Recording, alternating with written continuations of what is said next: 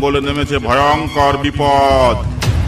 সকল সুন্দরবনবাসী নৌকা মাঝিদের উদ্দেশ্যে জানানো হচ্ছে, জঙ্গলে এক লাল দানবের উৎপাত বেড়েছে।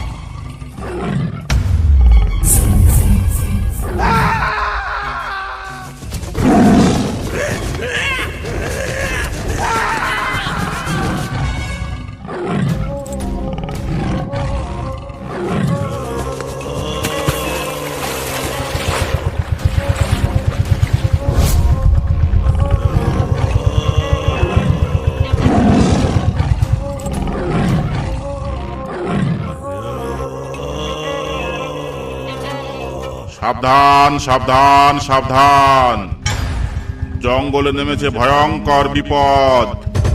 সকল সুন্দরবনবাসী নৌকা মাঝিদের উদ্দেশ্যে জানানো হচ্ছে, জঙ্গলে এক লাল দানবের উৎপাত বেড়েছে।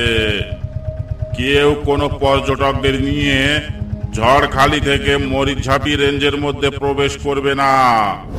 সেখানে পর্যটক ও মাঝিদের জন্য জানের ঝুঁকি আছে। ওদিকে যাওয়া কিছুদিন বন্ধ রাখতে হবে। যদি কেউ এই রেঞ্জের মধ্যে ধরা পড়ে, তাকে নৌকা সহ গ্রেপ্তার করা হবে, সঙ্গে 500 টাকা জরিমানা করা হবে।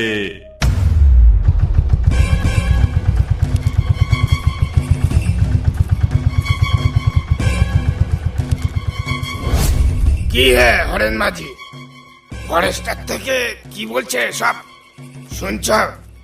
তাই তো দেখছি, এমনিতে 2 পয়সা কামাতে পারছি না, তার উপর আবার জঙ্গলে লাল দানব। এমন চলতে থাকলে কি করে বাঁচবো আমরা, বল তো দেখি নগেন।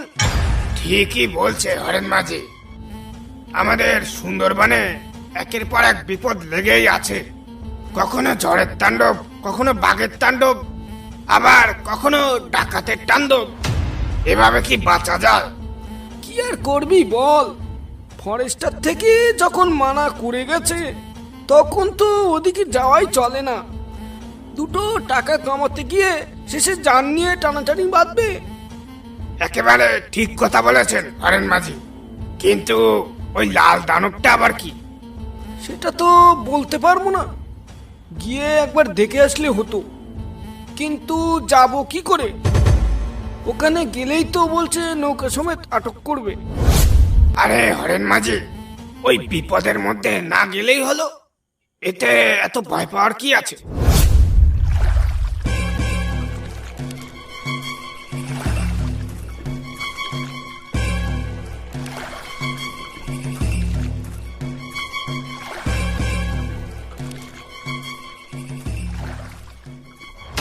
এই মধু, কোন দিকে যাচ্ছিস তোরা মাছ ধরতে?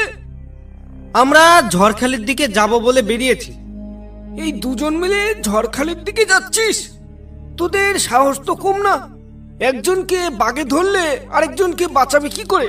ঝড়খালির দিকে এখন যাস নে, ফরেস্টার থেকে কিছুক্ষণ আগে মানা করে গেছে। ওখানে এখন বেশ কিছুদিন ধরে যাওয়া মানা আছে। কোথা থেকে জানি একটা লাল দানব ঢুকেছে ওখানে। লাল দানব? দানব আবার লাল হয় নাকি? কি বলছো এসব মাঝি ভাই? গাঁজা টাজা খেয়ে আছো নাকি? হ্যাঁ, লাল দানব, বন্ধ করো তোমার এই গাঁজাখড়ি গল্প, এসব আমরা মানি না। আমার কথা শোন মধু, মরিচঝাপির দিকে বা ঝড়খালির দিকে এখন খুব বিপদ। তুই বরং অন্যদিকে যা। আরে মামা চুপ করো তো তুমি। লাল দানব যখন বললে তখন তো দেখতেই হয়। যাই দেখি, গিয়ে দেখে আসি সে কেমন লাল দানব। এ লাল দানব আমি না দেখে ছাড়বো না। যা যা, মুরগে যা, আহাম্মক কোথাকার। যাবই তো, যাবই তো। তোমার কথা শুনে বাড়ি গিয়ে ভয় পেয়ে না খেয়ে বসে থাকবো নাকি? রাখো তোমার লাল দানব, আমি গেলাম। সঞ্জিত এক দুপুরে নদীতে মাছ ধরতে গেল। নদীর পানি শান্ত, শুধু ছিপের সুতো নড়ছিল। হঠাৎ পিছন থেকে ঠান্ডা হাওয়া বয়ে গেল। সঞ্জিত ঘুরে দেখে নদীর মাঝখানে সাদা কাপড় পরা এক অদ্ভুত মানুষ দাঁড়িয়ে। লোকটা ধীরে ধীরে সঞ্জিতের দিকে এগিয়ে এলো। পা পানিতে ডুবলেও কোনো ঢেউ উঠল না। সঞ্জিত ভয়ে ছিপ ফেলে দৌড় দিল। দৌড়াতে দৌড়াতে পিছন ফিরে দেখে কিছুই নেই। নদী আগের মতোই শান্ত। বাড়ি ফিরে সবাইকে বলল, কিন্তু কেউ বিশ্বাস করল না। শুধু সঞ্জিত জানে, নদীতে সেই দিন সে ভূত দেখেছিল।